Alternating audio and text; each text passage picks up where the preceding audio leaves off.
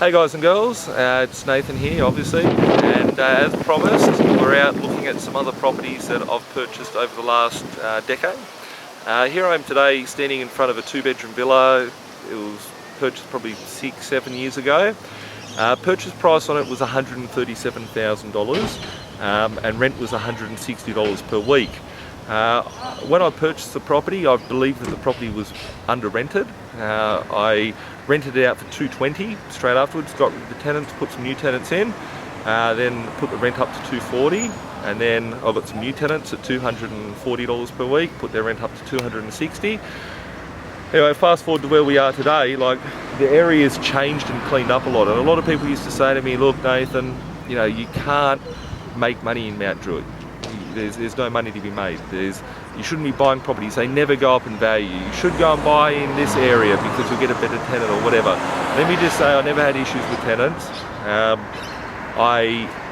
From a property value side of things, 137, this thing here in the current market in 2014, I believe I'll be able to sell it for the $320,000 mark.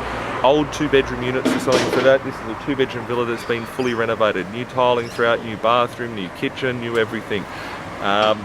With it, when I first bought the property, the area had a bit more riffraff in it than what it is today. It's cleaned up a lot. I remember this front wall here, there was a big penis spray painted on it. It had 2 balls attached to it as well. You know, things that would turn people off normally, but I knew that the numbers stacked up. Where could you build a 2-bedroom villa in Sydney for that price?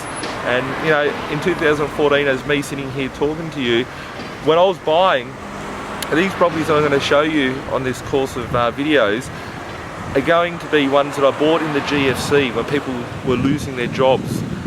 Rents were tough, interest rates were higher, all those sorts of things. It was not a good time to be buying, but every year, every property they've ever purchased has gone up in value, and people always doubted me, and they don't doubt me anymore. If you're still there, hi, how's it going? These are the properties that I was talking about, you know, 10 years ago. But these sorts of things are properties that, you know, they make money. Now the question that I asked you is that I see very many similarities in the market in 2014 that I did back in 2004, and the same hurdles and the same sort of things in peaks and troughs. And do I think properties are overpriced at the moment? No. Do I think that, you know, people can get ripped off and buy stupid properties? Yes. Do I think that you can still make money in the marketplace today? Yes. And it's important that you look at the fundamentals. These things here are all parts of my foundation property portfolios that I built for myself. This thing here, you know, I forget about it. Like, yeah, it's just a set and forget.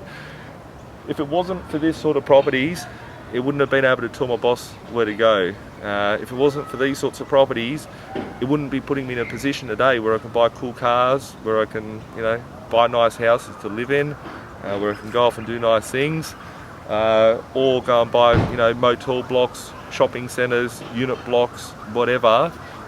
These are the foundations that enabled me to do that. I do know that in the past times I have shown renovation videos. They were a part of, you know, a different little phase of my investing portfolio, but this is the sort of stuff. I've never done these videos before. I've never taken us through the sorts of properties that I bought to start off with, because I didn't have a video camera when I bought them. I'm just coming out now to take videos to show to you what sort of things you could have been doing over the last 10 years, and to obviously question yourself as to what you can be doing over the next 10 years. Throughout the course of the properties that I go and see, I want you to understand the fears that I had, the thoughts that I had at the time of purchasing. I remember when I bought this property, I was sitting there and I had, you know, 3 properties going through. I remember when I bought my first house and I was sitting there thinking, shit, I don't want to buy a property again, but I know I've got to because it's in line with my goals, because I know that I don't want to have to go and work for the next 30 years, 40 years of my life, because that sucks balls. So I push myself to do stuff. I push myself to build my portfolio, whether it be a point of me thinking I actually remember looking at buying a property, and I'd bought, at the same sort of time I bought this, it was like 3, 4, 5 properties going through at once, and I never thought I'd be doing this sort of stuff. And I was 20 years old, 21 years old, something like that.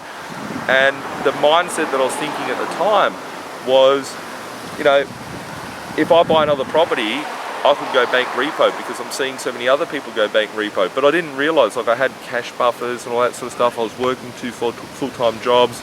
I pushed myself and pushed myself and pushed myself to get into a good position, and I never took off more than what I could chew. I probably did, but you know, I always backed myself to make it happen. And I think that's the difference between, you know, having 1 or 2 properties, having 10, 20 properties, having 50, 100 properties. It's just a mindset of, you know, what you can do to get yourself to where you want to be.